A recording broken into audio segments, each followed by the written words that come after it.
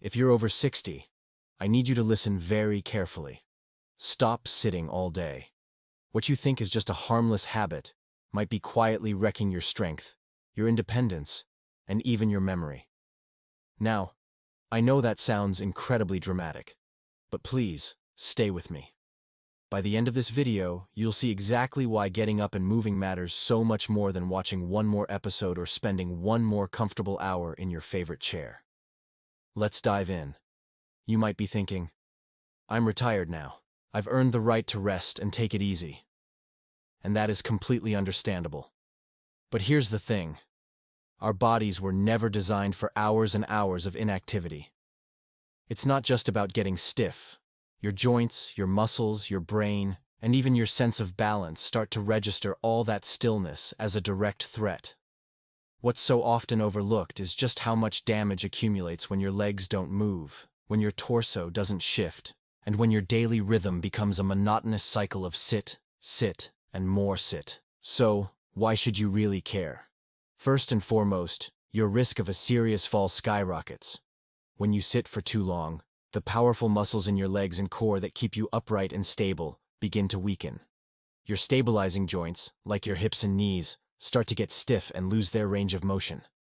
Then one day, you stand up and suddenly realize you're not as steady on your feet as you used to be. A fall at this stage in life doesn't just bruise your ego. It can completely change the game, leading to injuries that can steal your independence overnight. Second, your brain hates it. Movement is not optional for a healthy, sharp brain. When you sit idle for long periods, the blood flow patterns in your body change. Metabolic waste can build up, and your gray matter gets fewer of those essential wake-up calls that keep it firing on all cylinders. This isn't just a small thing. It's a critical component of cognitive health. And third, your independence starts slipping away, often so subtly you don't even notice at first. It might start with a small limp, a little wobble when you get up, or a moment of hesitation getting off the sofa. Before you know it, you're using the arm of the sofa as a crutch just to stand up. Things you used to do without a second thought now require planning and effort. So let me ask you a direct question. If you could undo years of damage from sitting with just a few minutes of simple, easy movement each day, would you commit to it? I think the answer for most of us would be a resounding yes. Now, let me show you exactly what to stop doing, and what to start doing, today. First, what to stop. Stop sitting in one place for more than 30 to 40 minutes without at least getting up for a brief walk or a simple stand and stretch. Stop using the couch or your favorite recliner as your default resting place for the entire afternoon. And most importantly, stop thinking of movement as something optional now that you've slowed down. That mindset is the real danger, that is. Now, what to start? This is the exciting part because it's so simple. Set a timer on your phone or your kitchen clock for every 30 minutes. When it goes off, just stand up. Stretch your arms up towards the ceiling. Bend your knees slightly a few times, and gently shift your weight from side to side. That's it. Next, try to walk for just 3 minutes every single hour. It doesn't have to be a marathon. Walk around the room, take a lap around your garden, or just walk to the mailbox and back. The goal is to break the cycle of sitting. Finally, create a small exercise or mobility routine that you can do during commercial breaks on TV or while you're waiting for the kettle to boil. Every little bit counts. If you ignore this, you are gambling with your freedom without even realizing it. The stakes are just too high. Let's look at 3 hidden consequences of too much sitting for seniors, because knowing these might just change how you spend your next hour. Consequence number 1 is muscle atrophy and bone weakening. As we age, it's a natural process for muscles to shrink and for bones to lose some density. This is called sarcopenia and osteoporosis. However, sitting for hours on end massively accelerates that process. Your hips, your glutes, your hamstrings, the big engine parts of your body that power your movement, get seriously underworked. They go dormant. Then one morning you try to stand up, and you find you're significantly weaker than you remember being just a few months ago. It's not your imagination. It's a physical reality confirmed by institutions like the Mayo Clinic. Consequence number 2, a serious decline in balance and a higher fall risk. Balance isn't just something you either have or you don't. It's an active skill that is constantly maintained by micro movements and tiny adjustments your body makes all day long without you even thinking about it. When you sit, those adjustments stop.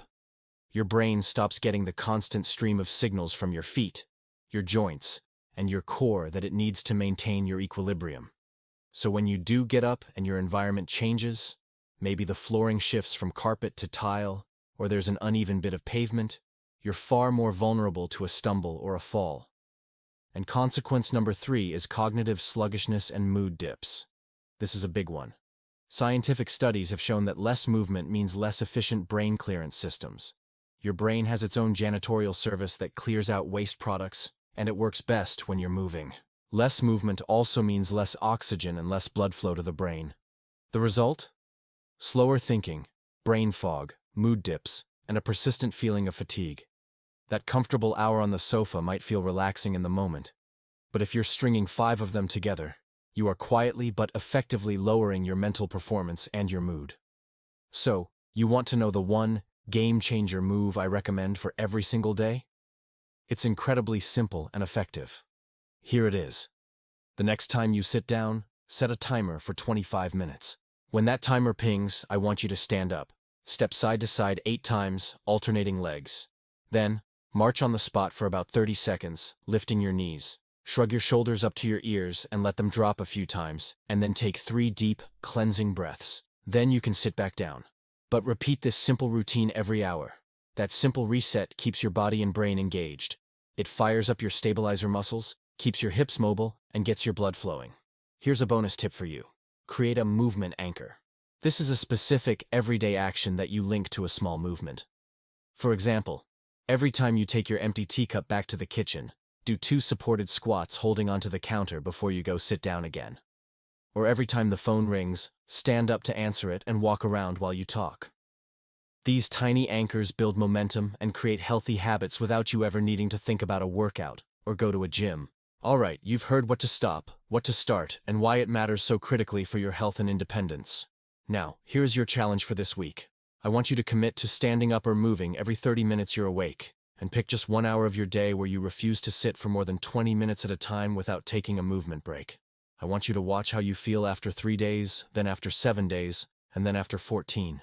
Take note of any changes in your mood, your energy levels, your strength, and the ease with which you move. Because your best years are still ahead of you, and they shouldn't be quiet, sedentary, or spent waiting for something to go wrong. They should be rich, active, and full of momentum. Remember this: free legs equal a free life. Thanks so much for watching. If you found this helpful, please give this video a like and don't forget to subscribe for more tips on staying strong and independent. I will see you in the next video.